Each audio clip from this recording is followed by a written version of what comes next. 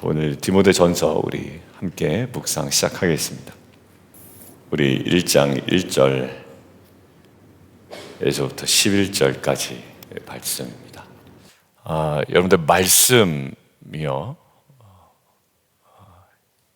우리가 말씀을 나누기도 하고 또 말씀을 저 같은 경우에는 선포하기도 하는데, 이 말씀이 사람을 살릴 수도 있고 때로는 상처를 줄 수도 있습니다. 큐티 나눔방 좀 생각을 해보시면, 나눔할 때 누구를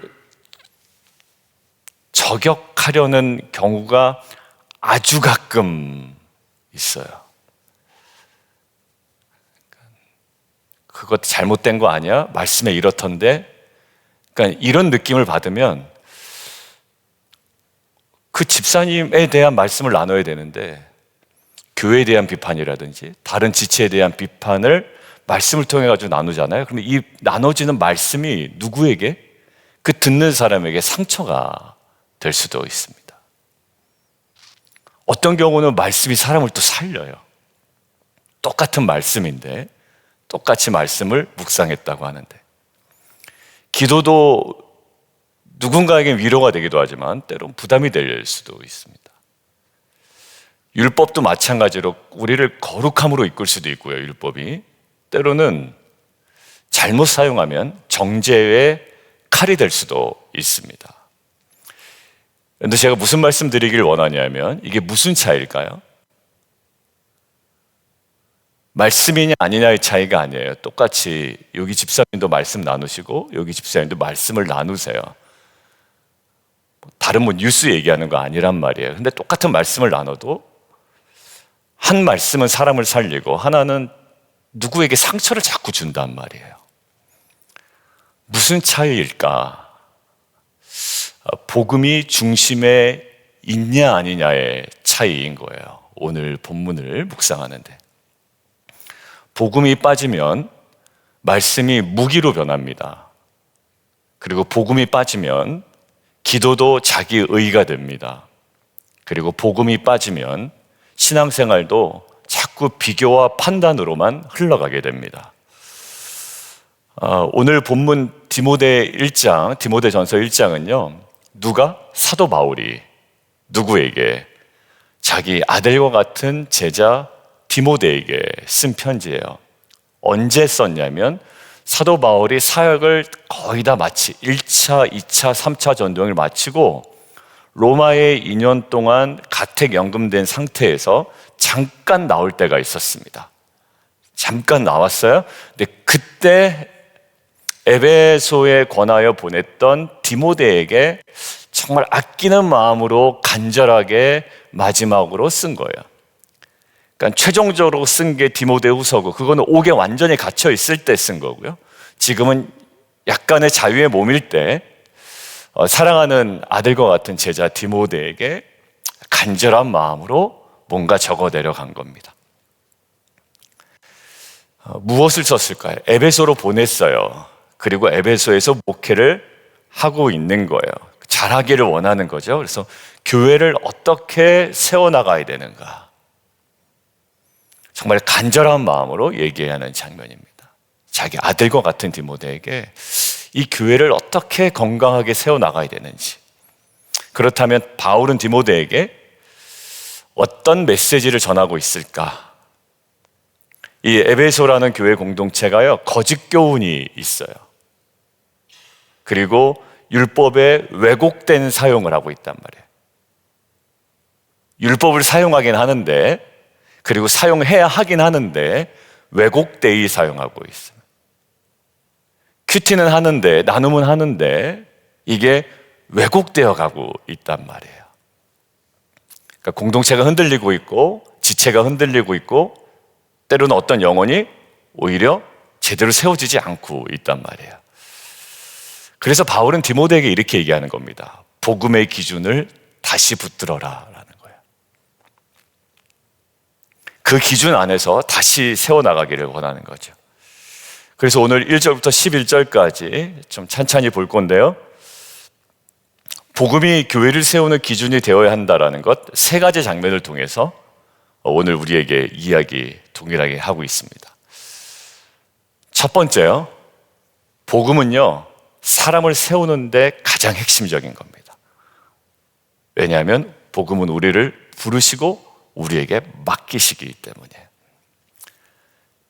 1절 보면요, 자기를 얘기할 때도 그리스도 예수의 명령을 따라 사도 되었다라고 이야기하고요. 그리고 디모데도 믿음 안에서 참아들 되었다라고 이야기해요. 그러니까 나는 너에게 편지를 보낸다라는 것이 아니라 나의 정체성과 너의 정체성을 이야기하는데 거기에 핵심이 뭡니까? 거기에 핵심이 나는 하나님의 명령을 따라 사도된 사람이다. 단순한 직책이 아니라요, 바울 자신을 복음에 붙들린 인생, 하나님께 부름받은 사람이라는 것을 분명히 하고 있습니다. 그 디모데, 너 이렇게 얘기하는 게 아니라 믿음 안에서 낳은 참된 아들. 그러니까 단순한 제자, 단순한 동역자가 아니라 복음 안에서 태어난 존재, 복음 안에서 살아가는 존재라는 거예요. 그리고 11절 바울 보세요. 이 교훈은 내게 맡기신 바 복되신 하나님의 영광의 복음을 따름이니라.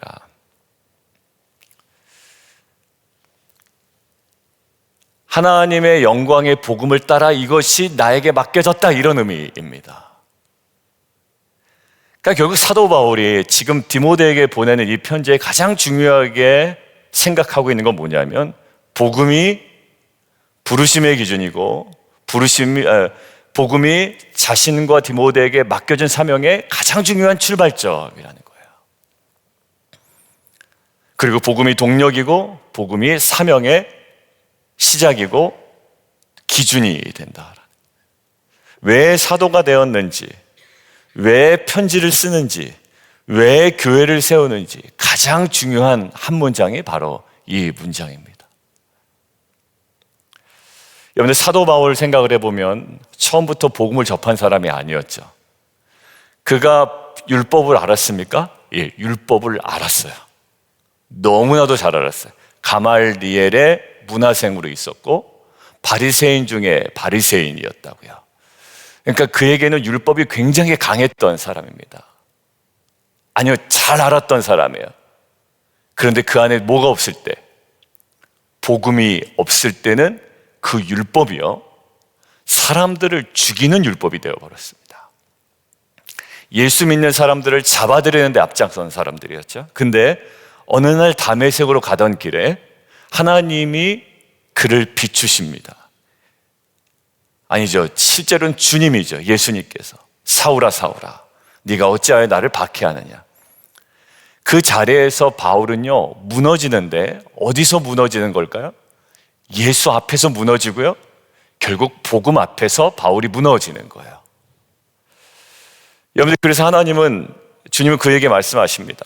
그는 내 이름을 이방인과 임금들과 이스라엘 자손에게 전하게 하기 위하여 내가 택한 나의 그릇이다 라고 이야기하죠. 그러니까 바울이 가지고 있는 율법이 더 많아졌거나 적어졌거나 율법의 변화는 없어요. 근데 마치 주일날 다 변화되지 않았지만 누가 변화됐다? 하박국이 변화됐다라고 하는 것처럼 사도 바울을 둘러싼 모든 것들은 변화되지 않았는데 단 한 가지가 변화됐는데, 그게 바로 뭐냐면 사도 바울이 복음 안에서 무너지고 복음 안에서 새로운 삶으로 부름을 받습니다. 저는 이 장면이 바로 복음 안에서 부르심을 받은 사도 바울의 가장 인생의 터닝 포인트의 결정적 장면이라고 믿습니다. 여러분들, 진짜 각 사람에게는 이런 부르심이 분명해야 돼요. 사도 바울이 그냥 하다 보니 그냥 슬슬슬 변화된 게 아니라요, 어떤 충격적인 사건이 중요한 게 아니라 그 어떤 사건의 드라마틱한 장면보다도 우리는 복음 안에서의 부르심과 또 복음 안에서 주님께서 나를 찾아오신 이 장면, 이것이 저와 인생을 세우는, 교회를 세우기 전에, 우리가 먼저 교회이긴 하니까 저와 여러분의 인생을 세우는 가장 중요한 요소라고 저는 믿습니다. 디모데전서 계속 묵상해 나가면서 결국 우리의 사명과 우리의 부르심이 사람에게서 나온 것이 아니고 확률에서 나온 것이 아니고 그럴듯한 우리의 비전과 우리의 생각 속에 나온 것이 아니라 복음 안에서의 그 주님의 부르심임을 우리가 깨닫고 우리의 인생이 그 복음 안에 더욱더 견고하게 세워지는 저와 여러분 되기를 주님의 이름으로 축원드립니다. 두 번째요. 지금 디모데에게 교회 공동체를 세우는 데 있어서 첫 번째가 먼저 디모데와 자신이 어느 터전 위에서 세워졌는지를 분명히 얘기하고 있죠.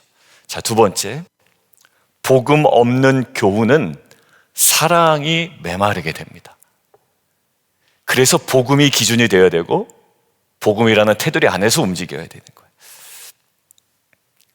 여러분 여기 보면 5절, 이 교훈의 목적은 청결한 마음과 선한 양심과 거짓이 없는 믿음에서 나오는 뭐라고요? 사랑이다라는 거예요. 지향점이 있죠. 사랑으로 가요. 근데 그게 안 될 때는 이 사람들이 3절, 다른 교훈을 가르치고 신하와 끊임없는 족보에 몰두하고 변론을 내고, 그러니까 교회 안에서 의미 없는 토론은 무슨 토론이냐면 복음의 감격이 사그러든 채 당위성만을 얘기하는 거예요. 그 복음은 사라지고 이래야 되냐 저래야 되냐, 시스템, 내가 불편한 거, 내가 어색한 거, 나는 옛날 교회에서 안 그랬다. 여러분들 그건 아무 의미 없어요. 하나마나한 소리예요. 여러분들 교회 보세요. 지금 왜 디모데를 에베소에 남겨두었는지를 설명하죠. 3절, 마게도냐 갈 때 내가 너 에베소에 머물게 했지, 뭐예요? 다른 교훈을 막기 위해서. 여러분들 우리 교회도 다른 교훈들이 계속 퍼져나갈 수 있습니다. 목회자는 그것들을 예의주시하는 거예요. 지금 무슨 소리를 하고 계신가? 크게 이상한 건 아니에요. 그런데 이게 복음 안에서의 맥을 잡지 못하면 사실 뭘까요? 이 사랑이 계속 메마르고 이것들 안에 변론만 이어지게 되는 거죠. 여기서 다른 교훈이라는 것은요, 다른 종류, 본질적으로 다른 교훈을 이야기합니다. 즉 복음의 본질에서 벗어난 메시지라는 거예요. 맞아요. 복음의 본질에서 벗어난 메시지, 변론만 일으키고, 특징이 어떻게 해요? 신화와 족보에 집착하고 끊임없는 논쟁을 벌이고, 결국 얘기를 가만히 듣다 보면 그래서 뭐 하자는 거지? 이렇게 질문이 생길 때가 있어요. 그래서 자기가 맞다고 주장하는 건가? 아니면 결론은 없는 거예요. 결국 하나님의 뜻을 이루기보다는 말로 싸우는데 집중을 합니다. 그러니까 결국 말씀 묵상이, 이 묵상이 나를 어떻게 변화시켜, 오버플로잉 월십 얘기했잖아요. 이 말씀이 나를 어떻게 변화시켜 나가는가. 근데 나는 왜 반응을 하지 못하는가. 나의 연약함이 고백되어야 되는데 불구하고 이것이 온통 계속 변론 중심으로 나아가고 있어요. 변명하고. 결국 복음에서 벗어난 교훈은 무엇을 망가뜨릴까요? 5절, 교훈의 목적은 사랑인데 이 사랑은 어제 정결한 마음, 선한 양심, 거짓 없는 믿음에서 나온다고 이야기하는데, 이 모든 것들, 복음에서 출발한 바른 교훈은 거룩한 삶으로 그리고 사랑의 열매를 맺어가요. 근데 다른 교훈은 논쟁과 판단과 결국 어떻게 해요? 점점 메말라 간단 말이에요.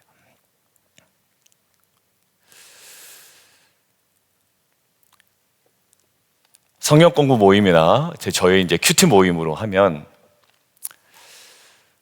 점점 분위기가 말씀 깊이 파고 들어가 내 삶을 말씀 위에 탁 올려놓는 분위기가 아니잖아요. 근데 어떤 한 분이라도 말씀 깊이 내 삶을 탁 던져놓고 여기에서 나를 변화시키는 말씀의 능력이 나타나는 게 아니라 그동안에 나의 가지고 있었던 이 판단의 기준들이 곤두서가지고 말씀을 가져다가 이제 막 이야기하기 시작하면 너무 가슴이 아파요. 그리고 우리 교회는 그렇지 않지만 성경 지식 겨루기 이렇게 가다 보면 이게 이제 큐티의 나눔에서 굉장히 부담이 되는 거죠.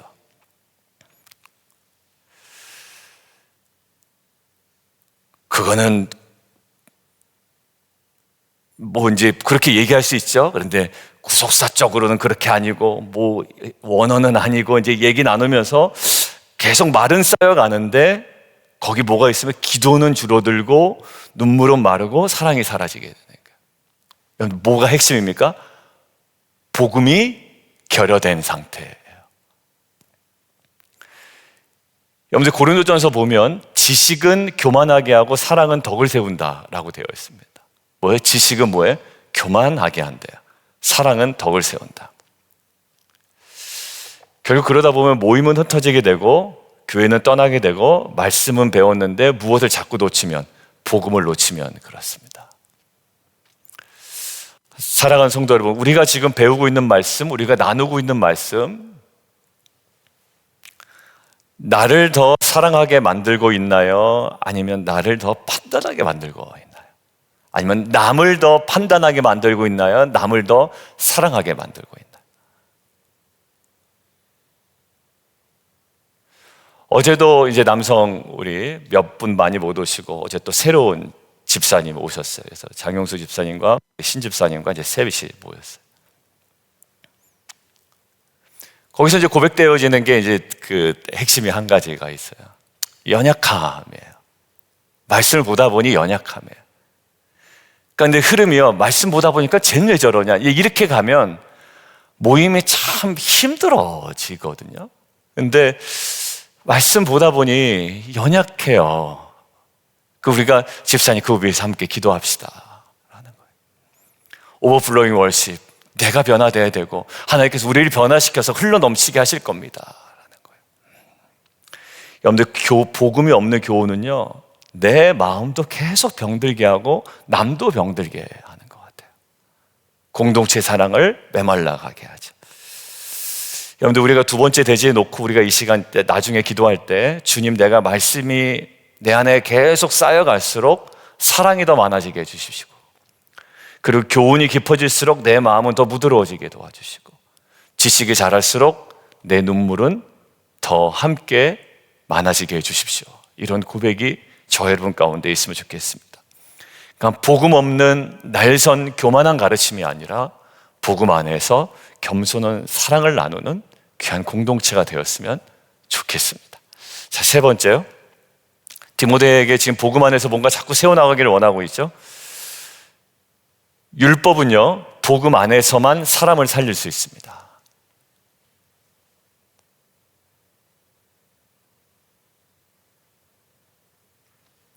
제가 그래서 리더 큐티 지기들하고 텐트 지기 분들한테 가르치고 입 바른 소리로 마지막으로 마무리되면 좀 되게 힘들다라고 이야기를 하거든요. 진리를 내어놓고 진리 앞에서 우리의 깨어진 모습들을 내어놓고 기도하는 게 제일 안전한 마무리예요. 근데 이런데 왜 그러냐? 이제 이건 성향인 것 같기도 하고. 그리고 지금 보면요, 율법이 그러면 율법적인 요소 다 빼야 되냐? 근데 잘 보세요. 오늘 한번 보세요. 8절이 굉장히 중요한 오늘입니다. 제가 오늘 사실 8절만 가지고 말씀을 나눌까 하다가 사람 세우는 것도 중요하고 사랑이 없어지는 것도 우리가 간과하면 안 되기에 8절 한번 같이 한번 읽어보세요. 유심히 시작.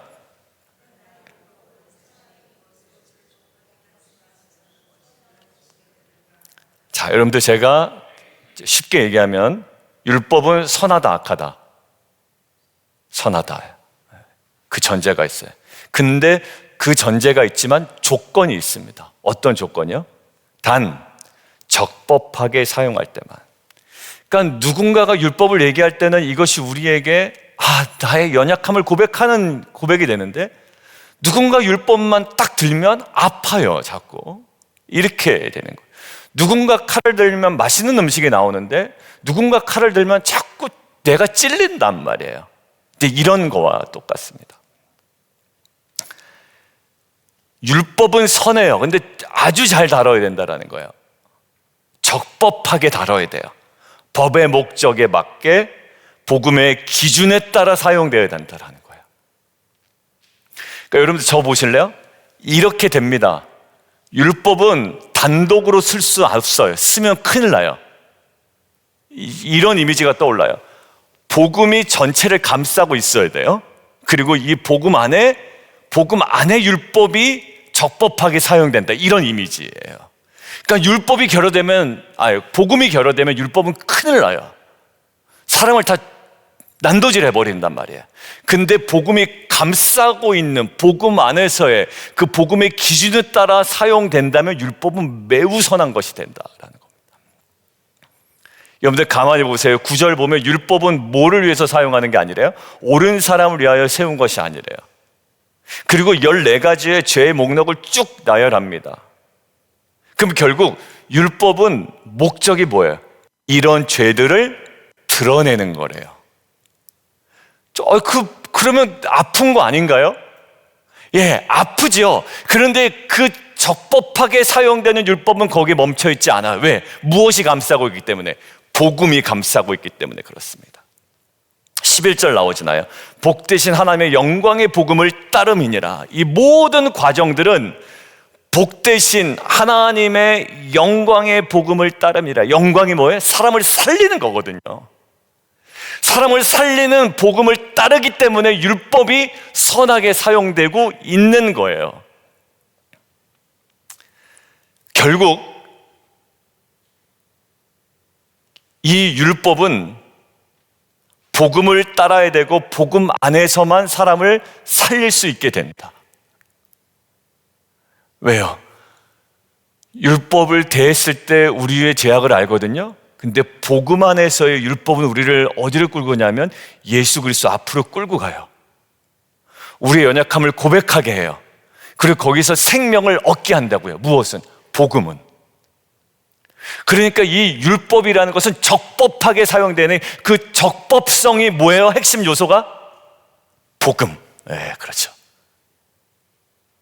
그럼 복음 없이 자꾸 입 바른 소리 하면 죽어나가는 거예요, 사람들이 자꾸.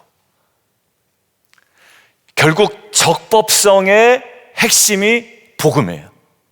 그러니까 내가 지금 복음을 충분히 누리고 있는 상태에서의 율법은요, 그 사람을 정확한 회개로 이끄는 생명으로 인도해요. 그런데 내 안에 복음이 살아있지 않으면 그것은 계속 상처를 낸다는 말이에요. 예를 들어볼게요. 요한복음 8장에서 바리새인들이 한 여인을 끌고 와요. 이 여자가 가늠하다가 현장에 잡혔습니다. 율법에는 돌로 치라 했습니다. 어떻게 하겠습니까? 자, 이 사람들에게는 뭐는 있죠? 율법은 있어요. 근데 뭐는 없어요? 이 여인을 살리고자 하는 복음은 없어요. 예수님 땅에 글을 쓰시다가 이렇게 말씀하시죠. 너희 중에 죄 없는 자가 먼저 돌로 치라. 하나씩 돌을 다 내려놓고 떠납니다. 예수님 여인에게 뭐라고 말씀하세요?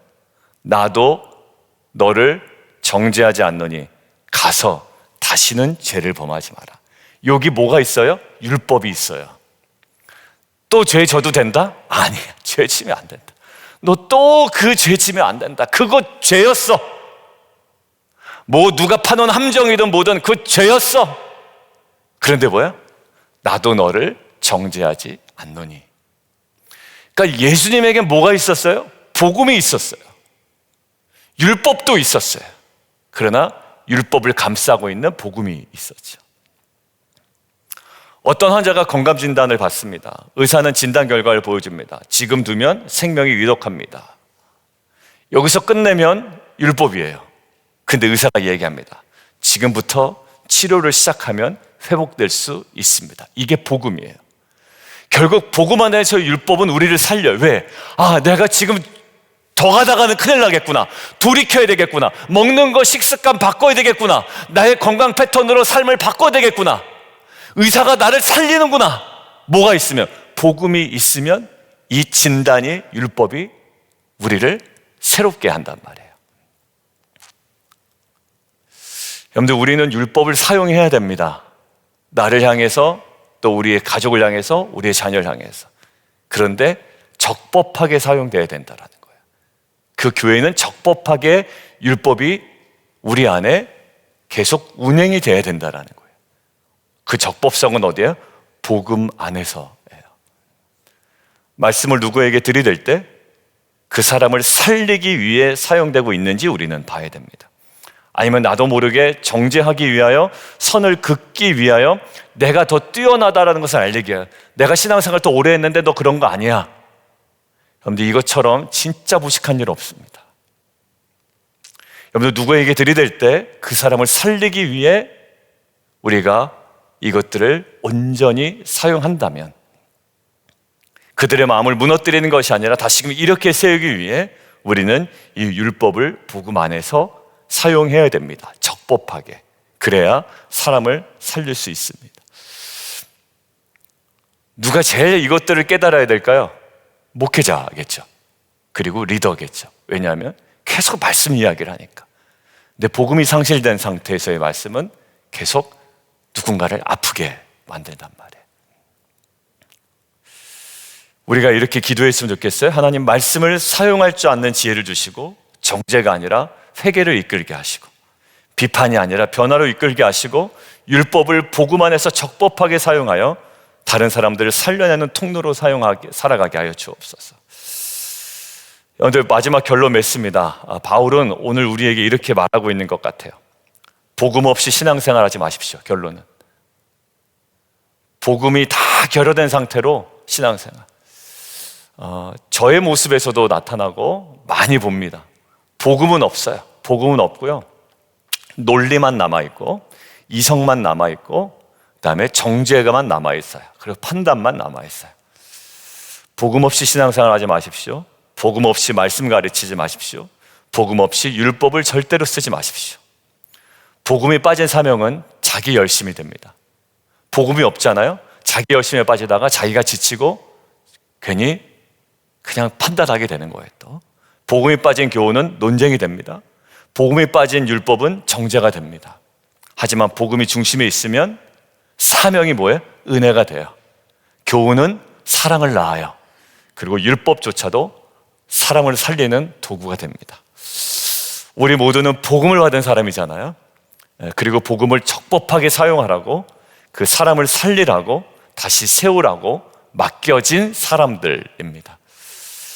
그 말씀을 삶 속에 복음 안에서 온전하게 적법하게 사용할 줄 아는 복음의 사람들, 그런 공동체 되기를 주님의 이름으로 축원드립니다. 이 시간 함께 좀 기도하죠. 우리가 이 시간 우리 함께 기도했으면 좋겠습니다. 주님, 복음의 능력 안에 사명을 감당하게 하여 주옵소서. 그리고 말씀이 제 입에서, 제 삶에서 사람을 살리는 도구가 되게 하여 주옵소서. 여러분들, 온화한 표정에서 선포되는 말씀은 참 좋을 거예요. 근데 날선 표현과 뾰족하고 찌르는 표현들은 참 사람을 하나하나 메마르게 하고 죽어나가게 하는 거죠. 주님, 사랑 없는 교훈을 멈추게 하시고 복음의 빛으로 다시금 공동체가, 우리의 존재가 세워지게 하여 주옵소서. 이 마음 가지고 주님 앞에 좀 기도하며 나가도록 하겠습니다. 함께 기도합니다.